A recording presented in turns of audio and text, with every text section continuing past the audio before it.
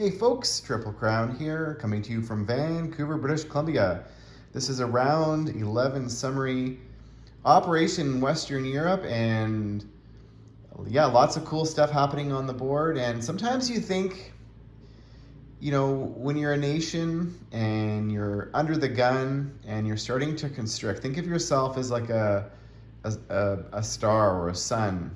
As you're constricting your resources and units, it's easier for you to supply your units, and as your units come together, they're more dense, and so you almost become more dangerous in that sense, kind of like, and then you have the ability to lash out again and get more energy, kind of similar to a supernova. And that's kind of what happened with Germany this round and Russia. And yeah, it was we'll get into those specifics. Sorry, tripping on my tongue there. But we'll talk about Japan first, because that's kind of been the trend. So Japan brought its navy over from Siam over to support their navy that was decided to go up here and land in Transjordan.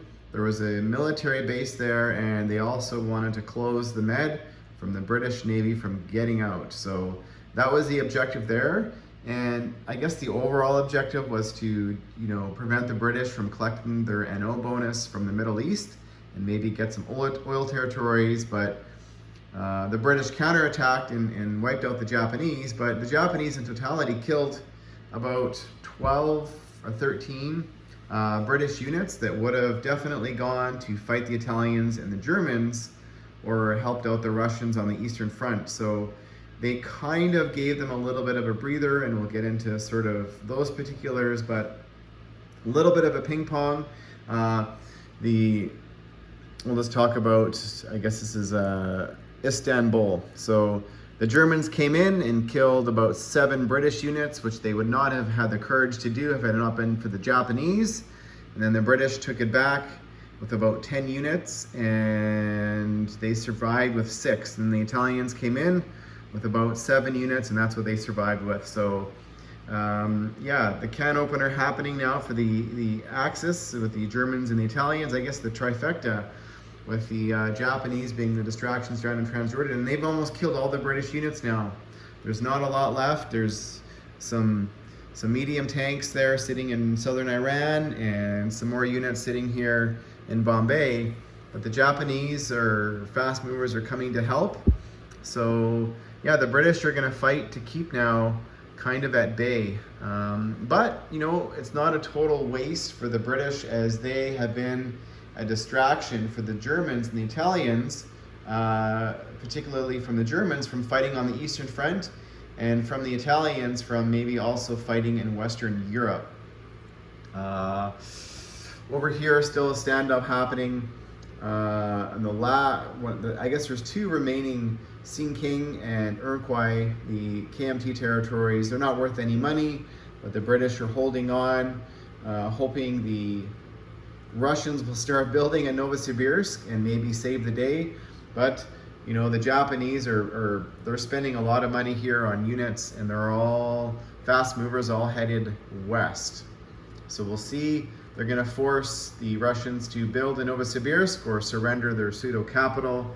Over here, down in Australia, the Japanese have taken northern Australia the turn prior.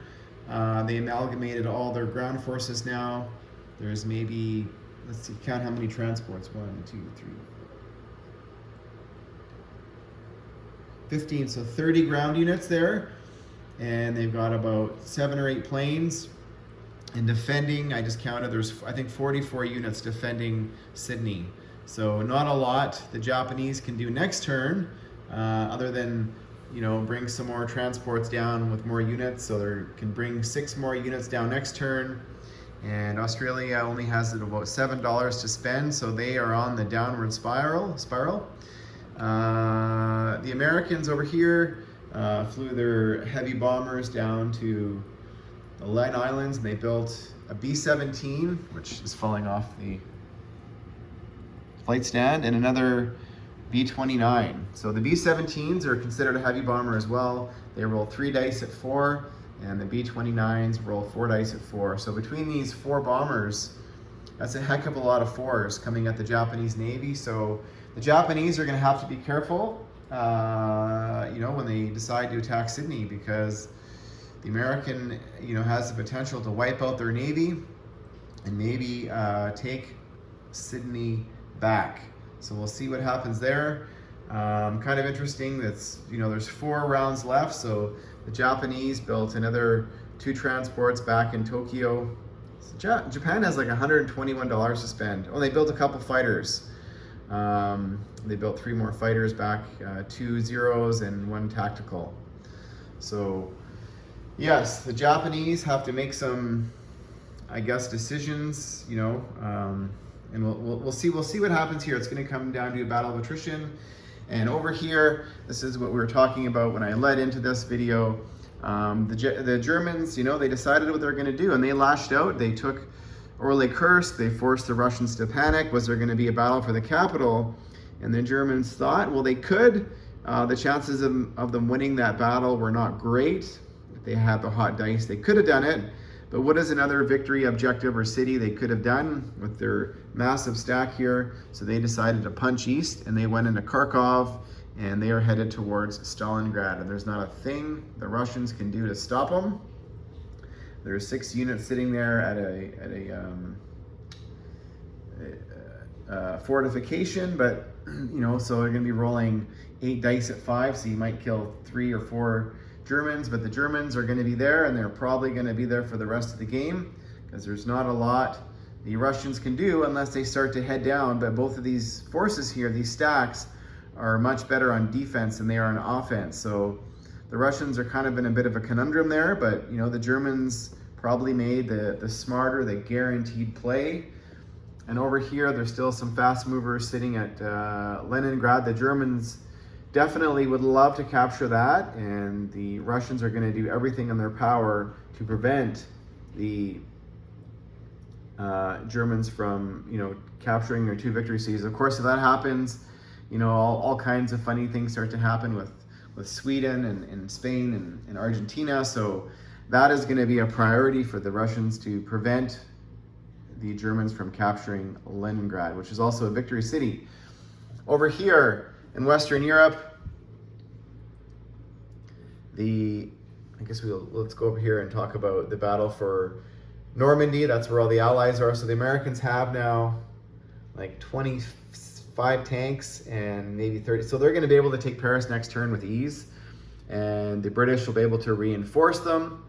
And the reason they wanted to take it with such force is because once they capture that, they're going to have to make a choice. Do they want to go for Rome, or do they want to go for Berlin? So they wanted to have enough units to be able to not only capture Paris, because whenever you're taking Paris, you want to be able to hold it, from a counterattack. That's important. But the game's not over. What are you going to do? That's only 1 victory city. Do you have the option of getting a second victory city? That's what the Allies are going to hope to do with the combined British, Canadian, and Americans. And over here, there you go. The Americans finally have the capacity to load 10 transports, so they are dropping off 10 tanks and 10 infantry next turn over here in Western Europe, which, could also maybe head into the Med. So we'll see what happens, and stay tuned for round 12.